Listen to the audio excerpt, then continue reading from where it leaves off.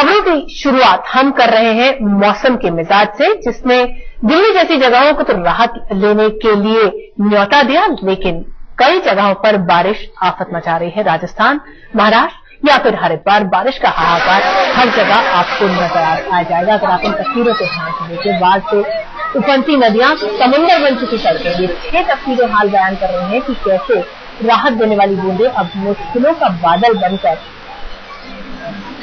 देश को बरस रही है।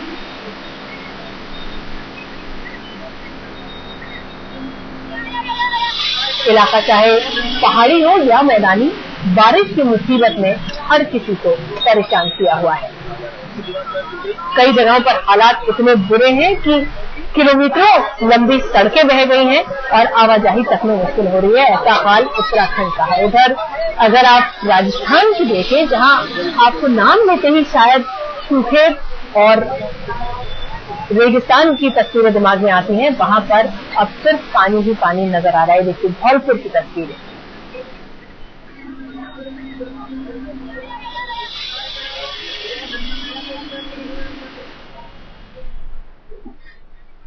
बात हम राजस्थान की कर रहे थे। 30 साल के बाद बारिश एक बार फिर यहां कहर बनकर टूटी है। 6 घंटे में 170 मिलीमीटर बारिश हुई है, जो अपने आप में एक रिकॉर्ड है। सिर्फ जयपुर में ही बारिश ने ये तबाही मचाई है कि कई इलाकों में अब पानी, टूटे घर और धंसी सड़कें ही नजर आ रही हैं। 6 लोग बारिश की वजह से जान गंवा चुके हैं।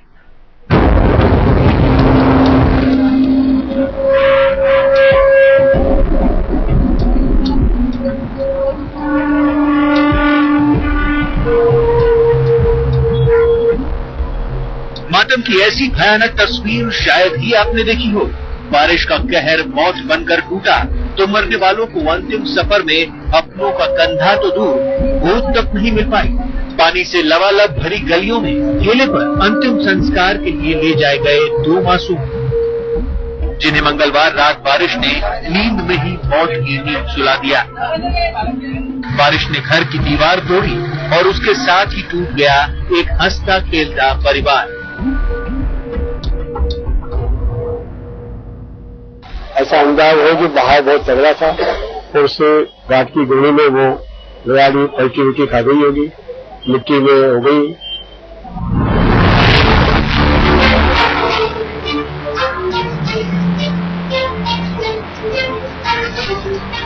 आसमान से बरसी आफत ने पूरे जयपुर शहर को हिलाकर रख दिया है। आधी रात के बाद मूसलाधार पानी बरसा, जो जहां था वहीं अटक कर रह गया। इनमें कुछ बदनसीब ऐसे भी थे जो पानी के कहर से बच नहीं पाए।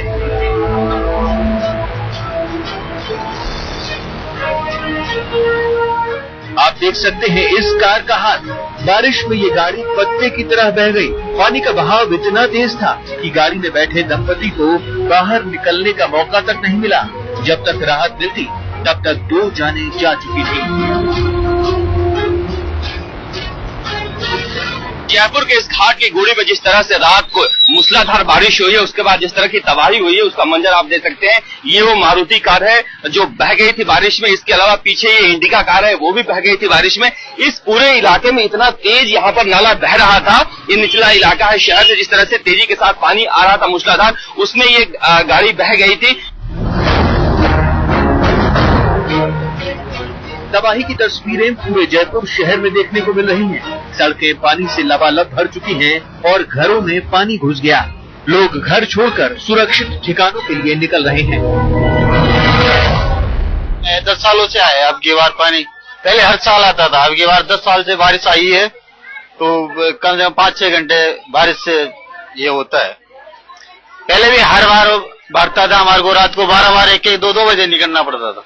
अभी रात को 12-1 बजे निकलना पड़ा हमारे को, और इस हिसाब से इधर उधर रहना पड़ता है। 5-7-8-10 दिन में थोड़ा कम होगा, खाली हो जाएगा। और हम बारिश ने कुछ घंटों के लिए पूरे शहर की रफ्तार पर रोक लगा दी। दीवारों में दरार आ गई तो कई इमारतें सैलाब को बर्दाश्त नहीं कर पाई। शहर के स्टैच्यू सर्कल में मौजूद कस्टम ऑफिस के 8 कमरे भर-भरा कर गिर गए। मलबे में गाड़ियां, फाइलें दब गईं। देर रात हुई भारी बारिश की वजह से 6 लोग तो मरे ही हैं, तबाही भी कम नहीं हुई है। ये कस्टम विभाग और पीडब्ल्यूडी का ऑफिस है जो इस तरह से कोलैप्स हुआ है। आपको दिखाना चाहेंगे, ये दफ्तर था, दफ्तर के पीछे का हिस्सा है जिसमें कस्टम विभाग और सीडब्ल्यूपी का ऑफिस था। ये ऑफिस बारिश की वजह से कोलैप्स हुआ है। आपको दिखाना चाहेंगे आपको कि किस तरह से यहाँ पर फाइलें हैं वो सभी दबी पड़ी है। इसके अलावा टीवी है, फ्रिज है, जितने ऑफिस के सामान थे सब दबे पड़े हैं। पानी ने शहर को नदी में बदल दिया, जहां सब कुछ डूबा हुआ दिखा। क्या कार और क्या ट्रैक्टर, सब पानी में डूब गए। आप देख सकते हैं ये तस्वीरें जहां पानी ने सब कुछ ले लिया है। देर रात तेज बारिश के बाद क्या हालात रहे हैं उसका अंदाजा आप लगा सकते हैं। किस तरह से जो अंडरपास है उसमें पानी भरा हुआ है। जयपुर के बीचों बीच रेलवे लाइन गुजरती है और दोनों तरफ जोड़ने के लिए इस तरह के दर्जनों अंडरपास बने हुए हैं। सारे अंडरपास जो है इसी तरह से लबालब भरे हुए हैं। बिल्कुल शहर के दूसरे इलाके से जो संपर्क है कटा हुआ है। ये महज 6 घंटे की बारिश थी जो कहर बनकर शहर पर टूटी और तबाही की शक्ल में जगह जगह दिखी। मौसम विभाग के मुताबिक शहर में 6 घंटे के भीतर 170 मिलीमीटर बारिश हुई है, जो कि अपने आप में एक रिकॉर्ड है।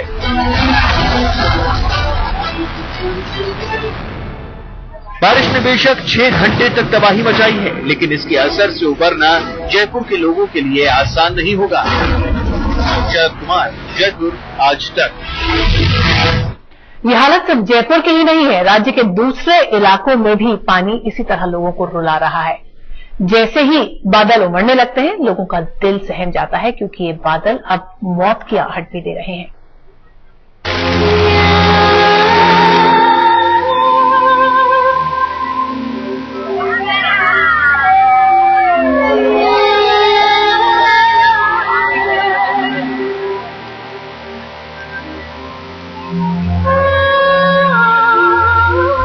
शुरू में सैलाब, सवाई माधोपुर में बारिश का कहर, धौलपुर में बारिश से मातम, बारिश से राजस्थान में हाहाकार।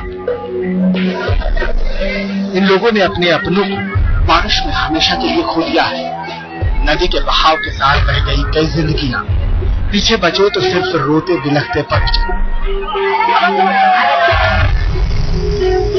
मूसलाधार बारिश राजस्थान के जिन शहरों में तबाही मचा रही है, धौलपुर जिला उनमें से एक है। बुधवार को जिले के सरमथुरा इलाके के बिलोनी गांव में पानी मौत बनकर खड़ी हो गई। इलाके से होकर बहने वाली पार्वती नदी बारिश की वजह से पूरे उफान पर थी, लेकिन स्थानीय लोग इस खतरे को समझ नहीं पाए। नतीजा एक हादसे के रूप में सामने आया, जिसमें नदी पार करते समय करीब 10 लोग जान गंवा बैठे। तो सवारियों से मना किया गया है, ज्यादा पानी हो तो मत निकलना, ऐसी कोई दिक्कत नहीं है, एक रात यहाँ रुक जाएंगे, कोई परेशानी नहीं आई। लेकिन सवारियों की समझ की बात है, वो एक साथ चले गए।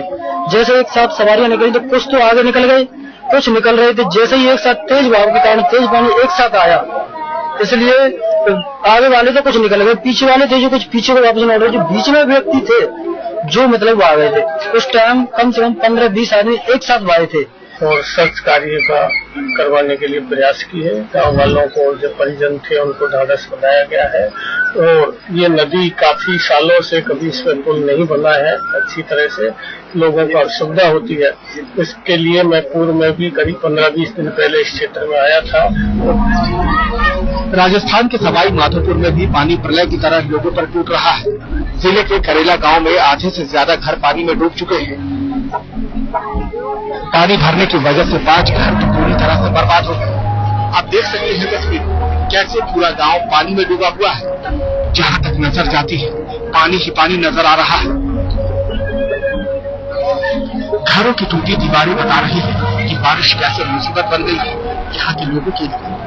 गांव वाले पानी को घर में घुसने से रोकने के लिए मेड़ बना रहे हैं, लेकिन वो भी नाकाम साबित हो रही है। हालत ये है कि पूरा गांव रात भर जाग कर गुजार रहा है कि कहीं बारिश से कोई हादसा न हो जाए। और यहाँ पर कम से कम 50 घरों में पानी भर चुका है और बच्चे सभी परेशान हो रहे हैं। पूरे घर वाले सब दस्त चुके हैं, परेशान ना चारा पशुओं के लिए कुछ भी नहीं है। और कितने मकान टूट गए? 5 मकान तो बिल्कुल टूट के ध्वस्त हो चुके हैं और पूरे जो अनाज वगैरह है तो पूरा गिर चुका है। भारी बारिश से कुल्लू शहर भी बेहाल हो गया है। घर से लेकर सड़क हर जगह पानी ही पानी भरा हुआ है। पूरा शहर जलमग्न हो गया है। ऐसा लग रहा है जैसे शहर में बाढ़ आ गई।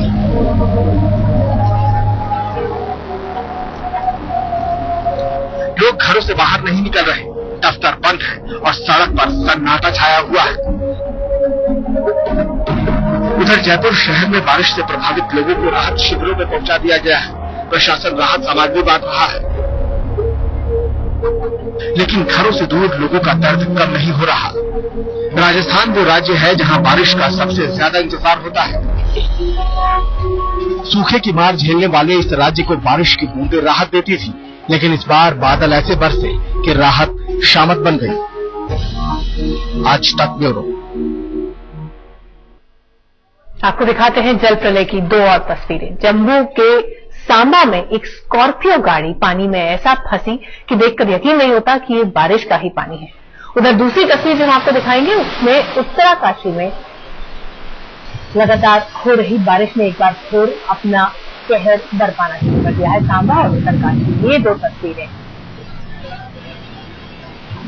उत्तरकाशी में तो कई जगह सड़क भी टूट गई है, जिसकी वजह से लोगों को बहुत दिक्कत हो रही है। लेकिन ये जो तस्वीर आप देख रहे हैं ये जम्मू के सांबा सेक्टर की तस्वीर है और बारिश का पानी आप देखिए इस कदर भर चुका था कि नदी पूरी तरह से तूफान में आ गई और एक स्कॉर्पियो गाड़ी इसमें ऐसा फंसी कि लोगों का बाहर निकलना मुहाल हो गया।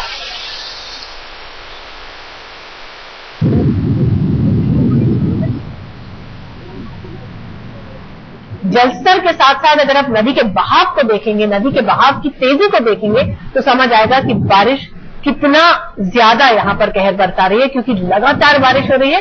इससे जलस्तर तेजी से बढ़ भी रहा है और पानी बहुत बेकाबू होकर लोगों को परेशान भी कर रहा है।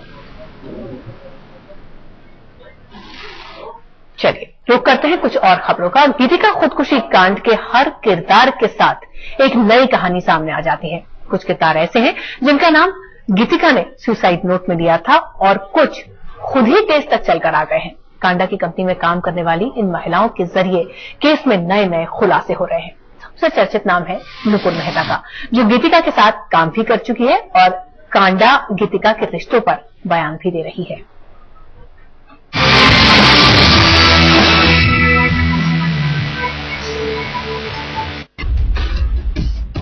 गीतिका खुदकुशी कांड में अरुणा और अंकिता के अलावा एक और नया नाम चर्चा में है।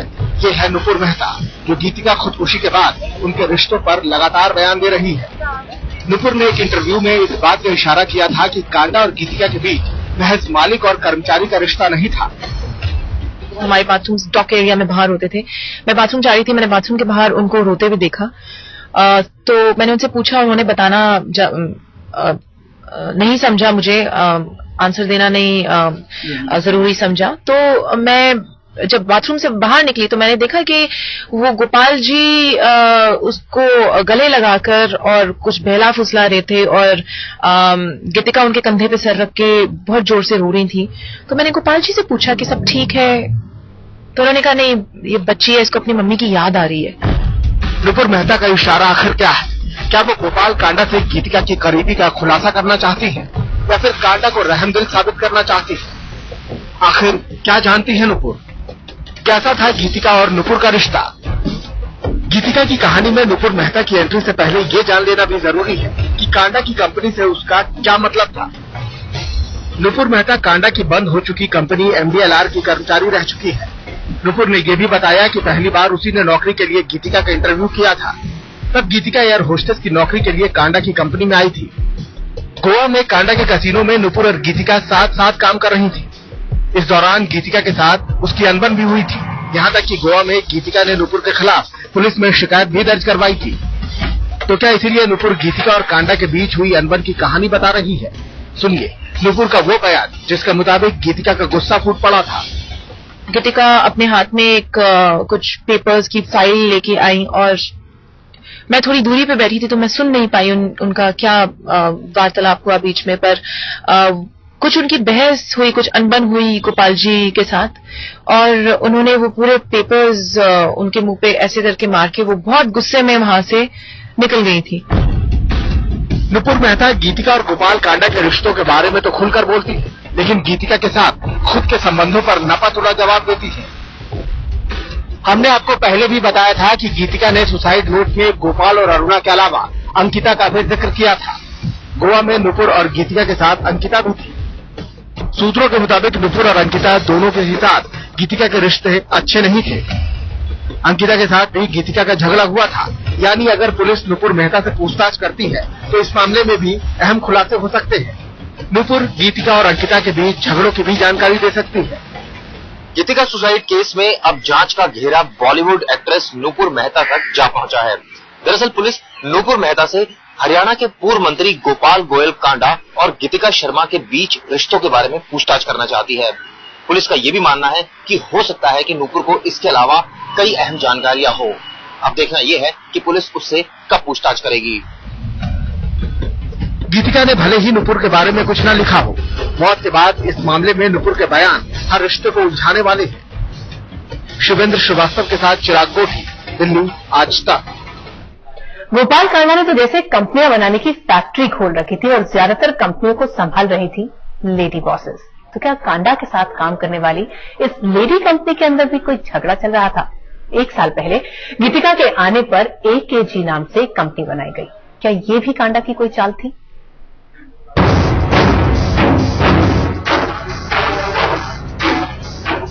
ये है गीतिका खुदकुशी कांड से जुड़े वो नाम जिनका जिक्र उसने अपने सुसाइड नोट में किया है। इनमें से अरुणा चड्ढा जेल में है और गोपाल कांडा पुलिस रिमांड पर। तीसरा किरदार यानी अंकिता की तलाश जारी है। देखते हैं गीतिका की जिंदगी में इन किरदारों की वजह से ऐसा क्या हुआ कि वो मौत को गले लगा बैठे। गोपाल कांडा के बाद गीतिका का सबसे ज्यादा गुस्सा अरुणा के ही खिलाफ था। गीतिका ने साफ लिखा है कि उसके भरोसे को तोड़ा गया और अरुणा चड्ढा भी कांडा की कंपनी में काम करती थी। सूत्रों के मुताबिक अरुणा ने ही गीतिका का नियुक्ति पत्र तैयार किया था और उसके अबॉर्शन कराने में भी अरुणा की भूमिका थी। यही नहीं, 2011 AKG नाम से बनाई गई कंपनी में खुशबू और गीतिका से पहले अरुणा चड्ढा ही थी। अरुणा के पिता इस कंपनी में डायरेक्टर थे। सूत्रों के मुताबिक कांडा के कहने पर इसका नाम बदलकर AKG किया और गीतिका शर्मा को इसका वाइस प्रेसिडेंट बनाया। वैसे तो सीधे तौर पर कांडा का कंपनी से कोई रिश्ता नहीं था, लेकिन सवाल ये उठता है कि कंपनी के नाम में गीतिका का नाम जोड़ने का क्या मतलब था। इसी के बाद गीतिका को MBA की पढ़ाई के लिए पैसे भी दिए गए थे। अरुणा के बाद बात करते हैं अंकिता की। अंकिता से क्यों परेशान थी गीतिका? गीतिका के सुसाइड नोट में अंकिता का भी नाम है। अंकिता के बारे में लिखा है कि वो गोपाल कांडा को अपने बच्चे का पिता बताती थी, लेकिन गीतिका के खुदकुशी के बाद से अंकिता का कोई पता नहीं है। पुलिस उसके भाई से पूछताछ कर रही है। आखिर क्यों सामने नहीं आ रही है अंकिता? क्या अंकिता को मिल रही है कोई धमकी? सूत्रों के मुताबिक अंकिता की गोवा में भी तलाश जारी है और उसके सिंगापुर में भी होने की संभावना जताई जा रही है। दिल्ली पुलिस का यह मानना है कि अंकिता इस केस के लिए एक बेहद अहम किरदार साबित हो सकती है और अंकिता कई सारे ऐसे अनसुलझे सवालों के जवाब दे सकती है जो इस केस के लिए बेहद अहम है। गीतिका ने सुसाइड नोट में भले ही 3 लोगों का नाम लिया हो, लेकिन इस केस में कई और नाम जुड़ते जा रहे हैं। पुलिस अबॉर्शन कराने वाले डॉक्टर से भी पूछताछ कर सकती है। सबसे पूछताछ करेंगे इस केस में जितने लोग इन्वॉल्व हैं और अपने एविडेंस को बटरेस करने के लिए हर आदमी से पूछताछ की जाएगी। तय है कि हर किरदार के पास इस केस से जुड़े कुछ राज होंगे, यानी गीतिका की खुदकुशी का केस कांडा की कई कहानियों से पर्दा उठा सकता है। विशाल प्रताप सिंह के साथ हिमांशु मिश्रा, दिल्ली, आज तक। कल्पना कीजिए एक पुलिस थाने की जिसके बाहर खून से लथपथ एक शख्स दर्द से तड़प रहा है, जिंदगी की रहम की भीख मांग रहा है और पुलिस उसे अस्पताल भिजवाने के बजाय कागजी खाना पूर्ति में लगी हुई है। घंटे भर तक पुलिस उसे अस्पताल लेकर नहीं गई और जब आखिरकार ये शख्स अस्पताल पहुंचा तब तक ये देरी उसकी जिंदगी पर भारी पड़ चुकी थी। ये सनसनीखेज खबर इंदौर की है। आरोप है कि पुलिस की लेट लतीफी ने एक युवक की जिंदगी छीन ली है।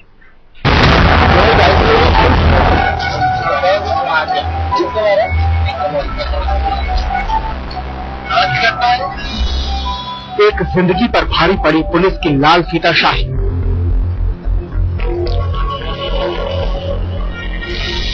वो थाने के बाहर 40 मिनट तक तड़पता रहा।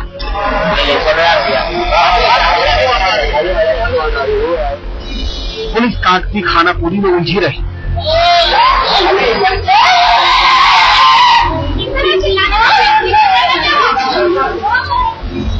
इन आंसुओं का कसूरवार कौन? ये तस्वीर आपको विचलित कर सकती है। इंदौर के राजेंद्र नगर थाने के बाहर दर्द से तड़प रहा ये युवक रवि टांगी है। उसे चाकू लगा है और फौरन उपचार की जरूरत है।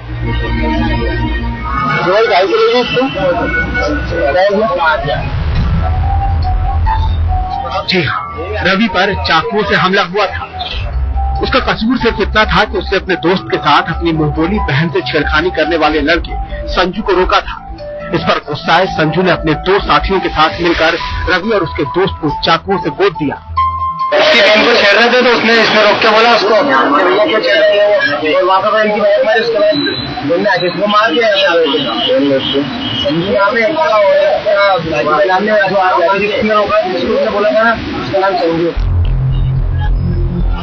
थाने के बाहर रवि के जिस्म से लगातार खून बह रहा है, लेकिन उसका भाई उसे अस्पताल नहीं ले जा पा रहा क्योंकि आरोप है कि उसका रास्ता रोके खड़ी है पुलिस। क्योंकि पुलिस वालों को रवि की जिंदगी से ज्यादा जरूरी लग रही थी कागजी खानापुरी, जबकि रवि का भाई उसे अस्पताल ले जाने की लगातार गुहार लगा रहा था।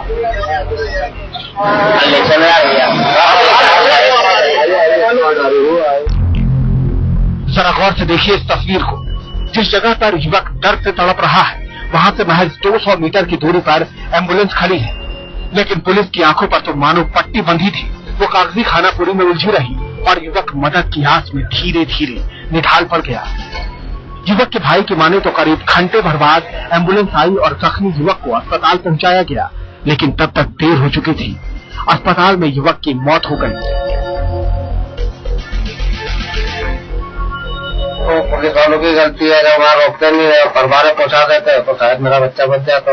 उसको अगर उसका पेट बांध दिया जाता और कार्रवाई करके पुलिस वाले उसको फौरन यहाँ हॉस्पिटल पहुंचा देते तो बच्चा बच जाता। आज सारी हवा घुस गई उसके अंदर, खून सारा बह गया, उसको खाने पे ही कड़क हो गया था, तो नीचे पड़े पड़े। रवि की मौत से उसके घर वाले और पड़ोसी सदमे और पुलिस को लेकर गुस्से में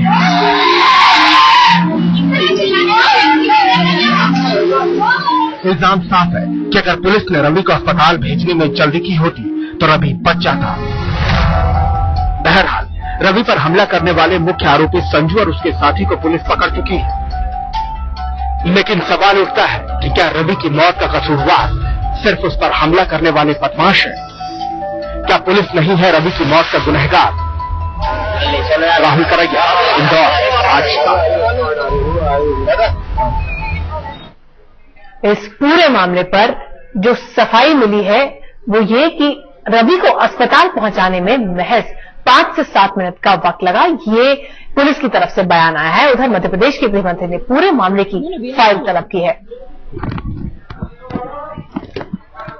ये जो तस्वीरें हम आपको दिखा रहे हैं ये इंदौर की आईजी हैं आराधना, जिनसे जब ये सवाल पूछा गया कि अनुराधा से, आईजी अनुराधा से जब ये सवाल पूछा गया कि आखिर क्यों इतनी देरी की गई उस शख्स को अस्पताल ले जाने में, तो उन्होंने माइक्स उठाए और सामने से हटा दिए।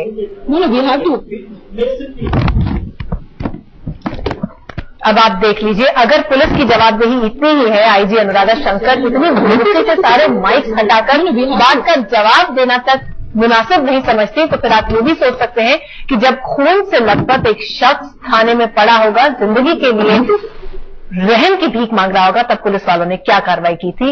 ऊंचे से ऊंचा और नीचे से नीचा अधिकारी एक भी जिंदगी की परवाह करता नजर नहीं आया।